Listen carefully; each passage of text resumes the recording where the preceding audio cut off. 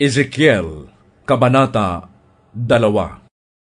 Sinabi sa akin ng tinig, Ezekiel, anak ng tao, tumayo ka, at may sasabihin ako sa iyo. Kasabay noon, nilukuban ako ng kanyang espiritu at itinayo ako upang pakinggan ang kanyang sasabihin.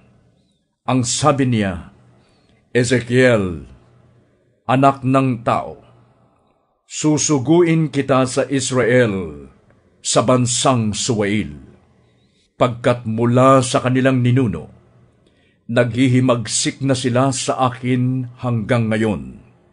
Matigas ang kanilang ulo at walang pitagan. Kaya puntahan mo sila at sabihin mong ito ang ipinapasabi ng Panginoong Yahweh. Makinig man sila o hindi, malalaman nilang may isang propeta sa kanilang kalagitnaan. Huwag kang matatakot sa kanila, kahit pagbantaan kanila, kahit napaligiran kanila na waring nakaupo ka sa gitna ng mga alakdan. Huwag kang masisindak sa kanila, bagamat sila'y talagang mapaghimagsik. Sa makinig sila o sa hindi, sabihin mo sa kanila ang ipinapasabi ko sa iyo, pagkat sila'y talagang mapaghimagsik.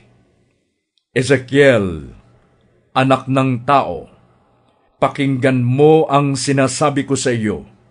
Huwag kang tutulad sa kanila na naghimagsik sa akin.